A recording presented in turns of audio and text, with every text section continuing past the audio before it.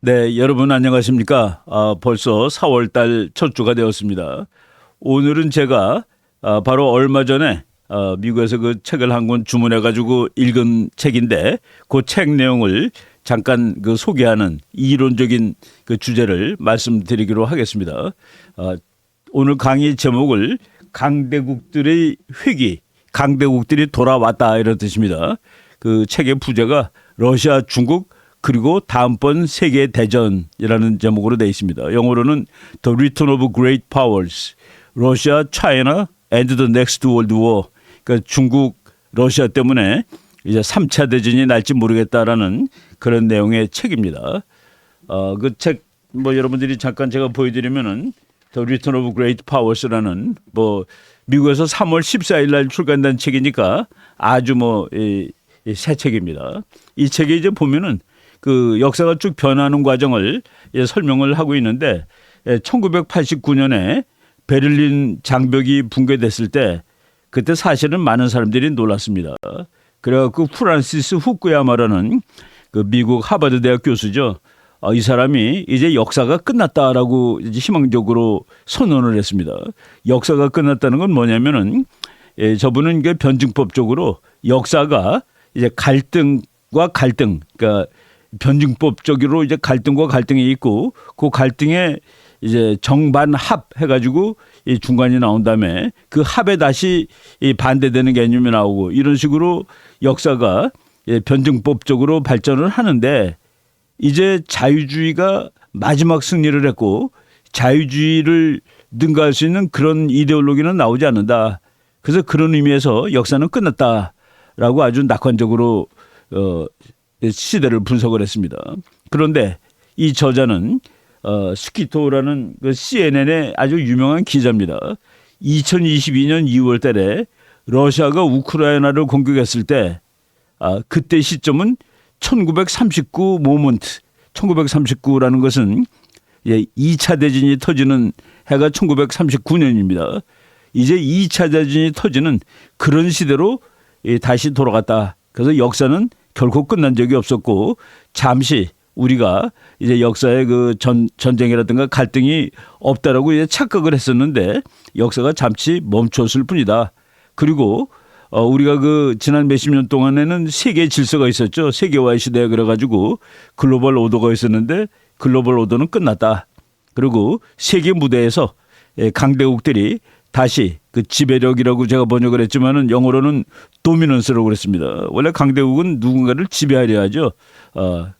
강대국들이 지배하려는 그 노력을 하기 시작했는데 이것이 그 뭐 전 지구적인 차원에서 그런 일이 일어나고 있다라고 얘기를 하고 있습니다.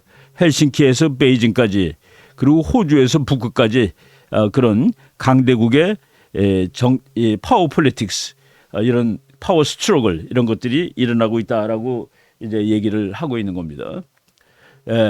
뭐 이 책의 이 평가가 아주 좋게 받더라고요. 그래서 키친거라는 그 해군 제독인데 이 사람들이 이렇게 얘기했어요. 이 책 제목이 이제 강대국들의 회기죠.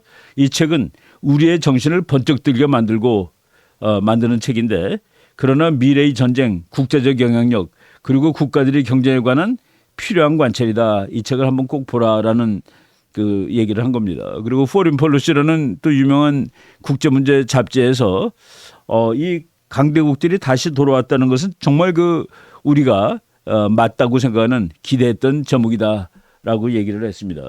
이 책은 이 사람이 이제 학자라기보다 기자이기 때문에 전 세계적으로 수많은 국가의 정치가 그리고 군인 군인 중에서 이제 장군들 이런 사람들하고 인터뷰해가지고 이제 책을 썼는데 거기 보면은 그 마크 밀리라는 미국의 유명한 장군이죠. 저 사람은 트럼프 때 미국 합참의장을 했고 바이든 때도 합참의장을 했습니다. 그래갖고 이제 작년 9월 30일 날 그 은퇴를 했는데 그 마크 밀리 대장이 강대국들 사이에 전쟁이 나지 않을 거라는 그 낙관론 이것은 이제 없다. 그러면서 지금 자기가 그 장군으로 쭉 지나면서 세계 군사 상황을 이렇게 검토해 봤을 때 낙관적이지 못하다. 그리고 강대국들 사이에 전쟁은 일어날 수 있다. 그리고 나쁜 것들이 언제든지 일어날 수 있다라는 식으로 이렇게 그 얘기를 했다라는 사실이 이제 책 앞부분에 나옵니다. 그 마크 밀리 대장 정도가 강대국들 사이의 전쟁은 뭐 분명히 일어날 가능성이 있다라고 얘기를 하는 것이죠. 왜 그러면 전쟁들이 지금 갑자기 일어나느냐? 내가 이 책이 그 좋은 데이터를 이렇게 많이 알려주고 있습니다. 그 우크라이나 전쟁이라든가 대만 사태 이런 것들이 정말 그 자세히 분석돼 있고 그런데 그럼에도 불구하고 내가 이 책에 대해서 의심을 갖는 거는 여기에 그 비난받는 사람이 바이든이 아니라 트럼프로 돼 있습니다. 그래서 내가 이제 저거 이제 내 말을 쓴 겁니다. 나는 스키토, 이 사람 저자 이름이 스키토예요. 이 스키토의 견해에 대해서 대단히 비판적이다. 내가 이제 80%를 썼는데 이 책의 한 80%, 그러니까 이 책의 진행 방향에 대해서 나는 좀 잘못 분석한 것 같다라고 봅니다. 그는 트럼프에 대해서 대단히 비판적이다. 그러나 어느 경우든 트럼프는 이 책이 집필될 수 있는 근거를 제공하지 않았다. 이 사람이 그 강대국의 국제 정치가 다시 돌아왔다는 첫 번째 근거는 러시아가 우크라이나를 공격했다는 사실입니다. 이제 러시아 같은 강대국이 전쟁을 직접 하지 않느냐. 그런데 그 근거를 제공한 사람은 바이든이지 트럼프는 아닌데 이 책을 보면은 뭐 트럼프를 수십 페이지 트럼프가 잘못해서 그렇다라는 비난을 하고 있어요. 바이든이 그 무엇을 잘못했냐면은 러시아가 우크라이나를 둘러싸고 전쟁을 하려고 할 때 바로 전쟁하기 바로 전날입니다. 뭐라고 얘기했냐면은 이 사람이 이렇게 얘기했어요. 우리 군사력은, 그러니까 바이든이 한 말입니다. 우크라이나 전쟁에 개입하지 않고 있으며 현재 개입하지 않고 있다는 얘기예요. 앞으로도 개입하지 않을 것입니다. 저 말을 들은 다음 날 이제 푸틴이 이제 러시아군을 우크라이나 영내로 진입을 시켰죠. 그래서 그 바이든이 그 나쁜 신호를 준 겁니다. 그러니까 푸틴한테 이거 미국은 개입하지 않는다고 그랬으니까 전쟁하면 되겠구나. 러시아뿐만 아니라 저거는 이제 그 리얼 클리어 폴리틱스라는 데서 나왔던 그 자료인데 2021년 2월 16일 날 중국에 대해서 얘기를 하는데 중국이 나쁜 짓을 하게 되면 미국이 강력하게 제어를 할 거냐라고 물어봤을 때 거기에 대해서 그 제대로 대답을 못했습니다. 그래서 그 지금 여러분들 보시는 사진에는 바이든 gives confusing answer on standing up to China. 중국의 강력이 맞짱을 뜰 거냐라는 그 질문에 대해서 애매모호한 질문을 대답을 하고 있다라는 그런 얘기를 하고 있는 겁니다. 바로 우크라이나 전쟁이 일어나기 바로 이틀 전이죠. 미국의 그 리자 피크라는 폭스뉴스의 그 해설하는 사람입니다. 바이든이 너무 허약해서 세계와 미국의 혼돈을 야기하고 있다.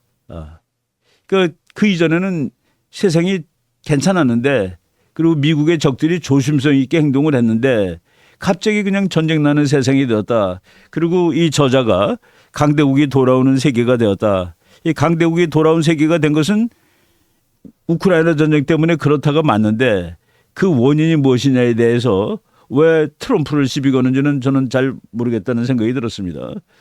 예.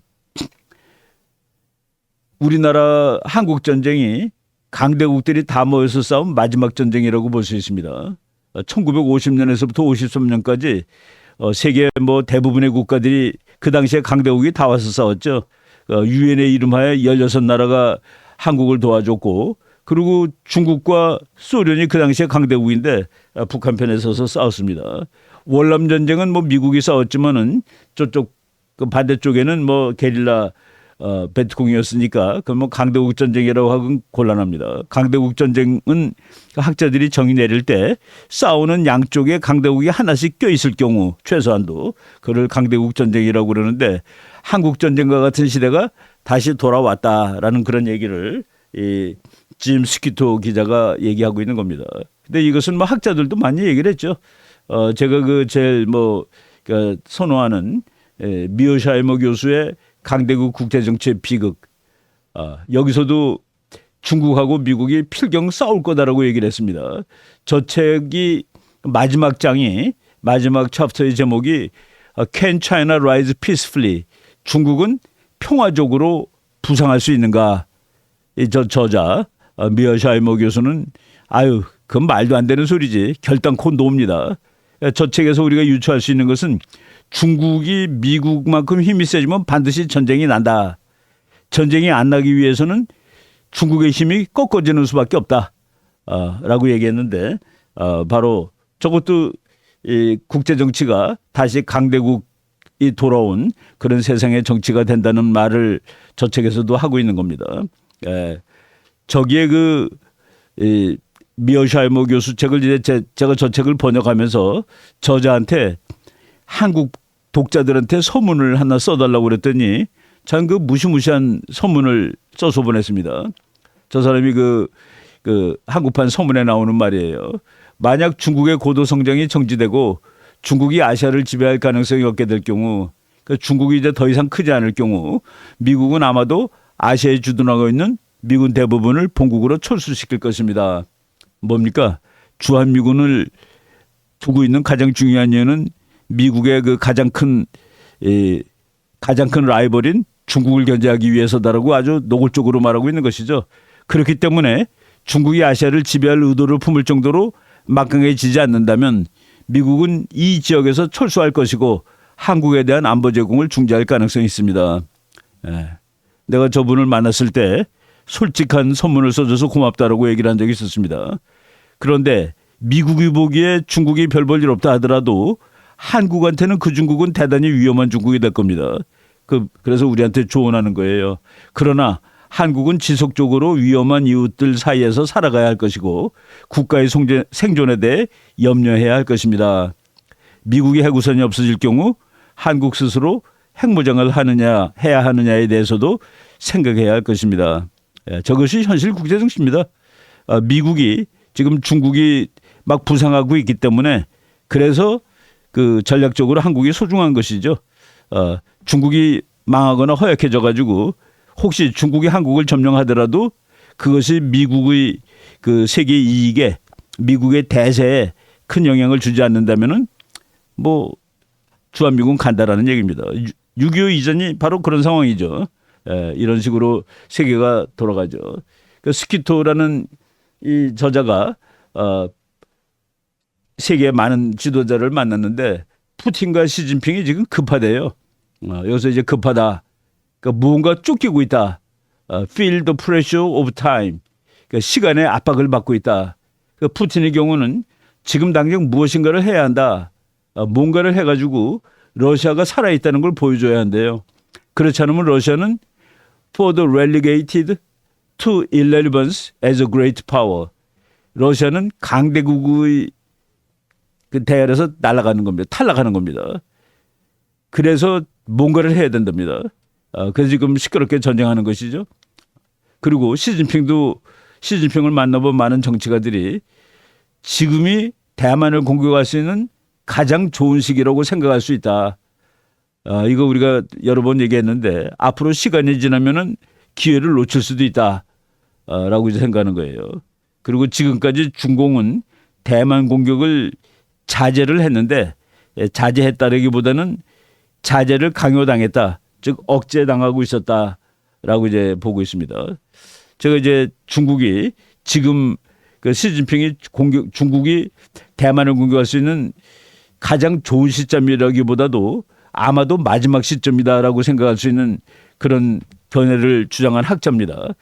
이제 미국의 할브란드라는 전략가인데 저 사람은 피킹 파워 트랩이라는 그러니까 지금 뭐냐면은 중국의 힘이 지금이 최상에 올라갔다는 겁니다. 그 최상에 올라갔다는 거는 절대적인 수치가 아니라 미국을 100으로 놓고 봤을 때 중국의 힘이 쭉 올라가서 한 3분의 2 정도까지 올라간 거로 칩니다. 학자들이. 그러니까 한 65, 66 정도가 됐는데 앞으로 그 힘이 계속 올라가서 미국하고 어느 날 같아진다면은 중국이 기다리면 됩니다. 시간이 자기 편이니까. 그런데 지금 보니까 지금 3분의 2 정도 올라갔는데 앞으로 몇 년 후면은 3분의 2가 67%가 아니라 50%로 내려갈 수도 있다는 그 얘기입니다. 그래서 지금이 중국의 힘이 피크에 올라와 있기 때문에 그래서 지금 해야 할 일을 하지 않으면은 앞으로는 못한다. 근데 지금 해야 될 마지막 일이 중국이 잘하고 싶은 일이 대만을 점령하는 일이다. 그래서 할브란드 교수는 지금 중국의 힘이 이제 정점에 올랐는데 앞으로 내려갈 거기 때문에 중국이 하려고 목적했던 일들을 지금 해야 된다. 그래서 앞으로 힘이 내려간다는 사실이 더 위험하다라고 주장을 했는데 그는 지금 스키토 기자가 저 사람들은 시간의 압박을 받고 있다라는 얘기랑 맥락이 같은 거라고 볼 수 있겠습니다. 지금 바로 그 얘기 제가 쓴 겁니다. 중국의 상대적인 힘은 절정에 올랐고 이제 내리막길로 갈지 모른다. 그래서 중국은 힘이 정점에 올랐기 때문에 무엇인가를 지금 해야 됩니다. 앞으로는 못하니까. 그래서 그 힘이 정점에 올랐다는 사실 자체가 오히려 함정이다. 함정이다. 그래서 중국이 앞으로 몇 년 동안 할 일을 하려 할 텐데 그래서 제일 어렵다. 제일 전쟁이 날 가능성이 높다라고 얘기를 하는 것이죠. 이 저자는 스키토 기자는 러시아가 지금 우크라이나에서 서방 측이 저거 그냥 우크라이나를 내놓으면 되는데 휴전을 하고 싶은데 휴전을 못 시키고 시간을 끄는 이유가 우크라이나에서 러시아가 이기면은 다음번 표적이 두 가지가 있는데 하나가 에스토니아라는 겁니다. 그 저 북쪽에 여러분들 제가 이제 화살표로 표시했는데 북쪽에 있는 에스토니아 그리고 우크라이나의 남쪽에 붙어 있는 거기는 바다를 통해서 갈 수 있습니다. 그 러시아 해군이 몰도바라고 있습니다. 그리고 우크라이나가 항복을 하게 되면은 몰도바하고 에스토니아가 위험하다라는 식으로 이 저자가 쓰고 있는데 그는 상당히 그 일리가 있는 분석이라고 생각을 했습니다. 지금 이 기자가 자기가 이제 그 경험한 걸 쓴 거예요. 저 비행기가 P-8이라는 그 포세이돈이라는 그 미국 해군의 그 이제 정찰기 역할도 하고 저기서 그 잠수함 잡는 그 어뢰 같은 것들 떨겨뜨리기도 하고 그러는 아주 최신형 비행기인데 저것을 타고서 2015년 어느 날이랍니다. 저걸 타고서 이제 중국 앞바다를 날고 있는데 미국은 그 중국 앞바다에 있는 작은 섬들 위를 날면서 그것을 중국 영토라고 생각을 안 하는데 중국은 거기가 자기 영토라고 생각을 하고 이제 미국이 영토 침범을 했다라고 이렇게 믿고 있대요. 그래가지고 이제 그 장면을 기록을 한 건데 저 비행기 타고 앉아 있는데 계속 중국 사람들이 방송을 한답니다. 중국 사람이 뭐라고 방송을 하냐면은 This is Chinese Navy. This is the Chinese Navy. Please go away quickly. 우리말로 하면 뭡니까? 여기는 중국 해군입니다. 여기는 중국 해군입니다. 빨리 나가십시오. 그러니까 여러분들은 중국의 영토를 침범했습니다. 이런 소리죠. 근데 그 경고가 계속 그냥 일정하게 1분마다 이렇게 한 번씩 이렇게 나오나 봐요. 매분마다 경고가 나왔는데 그런데 미국은 그 경고를 무시하고 계속 나니까 마지막에는 이렇게 나온답니다. You go now. 너 지금 빨리 꺼져 이런 소리입니다. 이제 화가 나가지고 빨리 나가라 하는데 저 사람은 이거 자기 기자는 진땀이 나는 것이죠.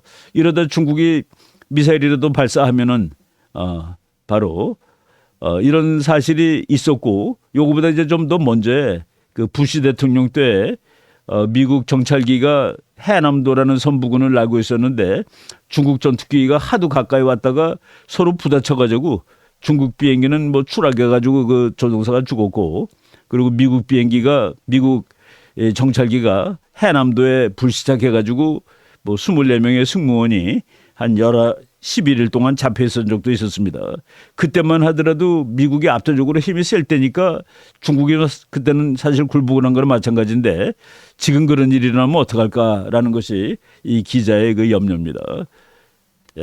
지금 중국 러시아가 이 기자에 의하면은 전쟁에 일으킬 상대방이죠. 북한이 이제 그 한편이 돼 있습니다.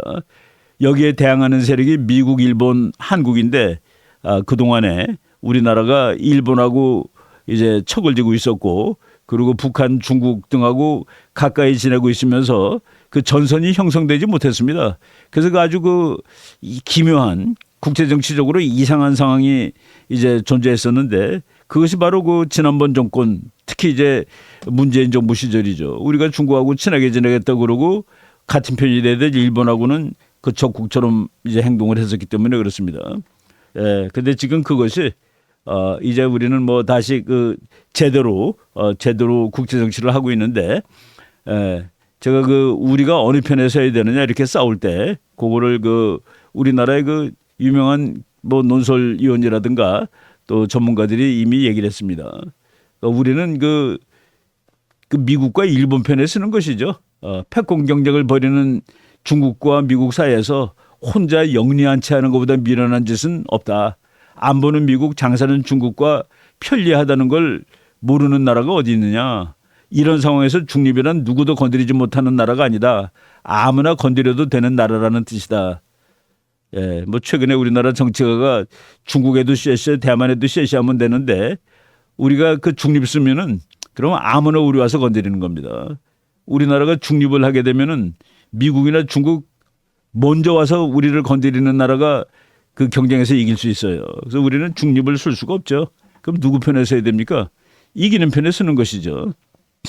예, 강성학 교수라고 저 사람은 이제 국제정치학 우리 그 선배 교수인데, 이렇게 썼어요. 중국은 남북 통일을 위해서 동맹국 미국의 대체국이 될 수 없다. 남북 통일하려면 미국이 필요하다는 그 얘기입니다. 세계 외교사에서 빛나는 최고의 전략가인 비스마르크는 5대 강대국 사이에서는 항상 3회 모임에 속하는 것이 낫다고 증언했다. 이제 국제정치적으로 보면은 5개의 강대국이 세계를 꾸려가는 경우가 이제 제일 많습니다. 평균적으로. 근데 5개 중에서 3개인 편에 들어가라. 그냥 쉬운 말로 하면은 이기는 편에 들어가라는 얘기입니다. 그러니까 5나라가 있을 때 3대 2로 갈라지는데 그때 3회 편에 들어가라는 얘기입니다. 한국의 미래는 나홀로 야망에 들던 중국이 아니라 유럽 및 일본과의 동맹을 맺어 3을 이루는 미국과의 동맹이라는 토대 위에서 한국의 모든 정책이 추진되어야 한다. 이런 뭐 국제정치학적인 그 외교사를 공부하고 나오는 결론이죠. 한국은 미국과 일본 편에 드는 것이 훨씬 국가 전략적으로 맞는 얘기다라는 것을 하고 있습니다.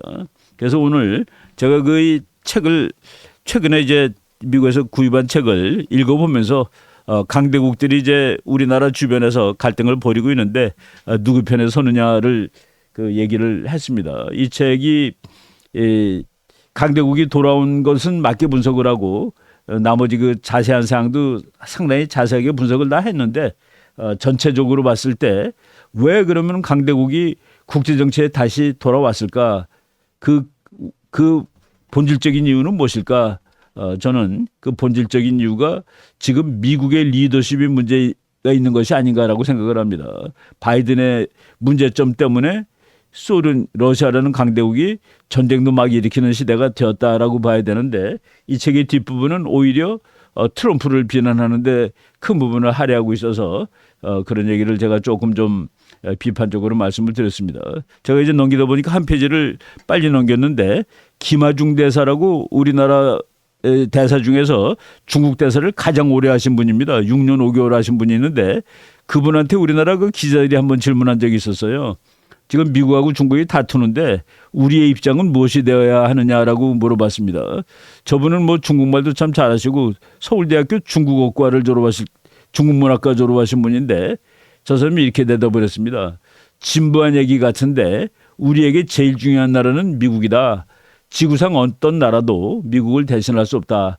앞으로 상당 기간 동안 변함이 없을 거다. 그리고 중국과 일본도 미국을 제일 중요한 나라로 삼고 있다라고 아주 명확한 얘기를 하신 거를 뭐 오래된 얘기지만은 제가 그 기록해 놓은 거가 있어가지고 다시 한번 소개를 드립니다. 강대국들이 전쟁하는 시대 그리고 한국은 그 강대국들의 전쟁에서 벗어날 수 없는 곳에 위치한 나라다라는 사실을 다시 한번 상기했으면 좋겠다라는 말씀을 드리겠습니다. 네, 오늘 강의 여기까지 하도록 하겠습니다. 여러분 감사합니다.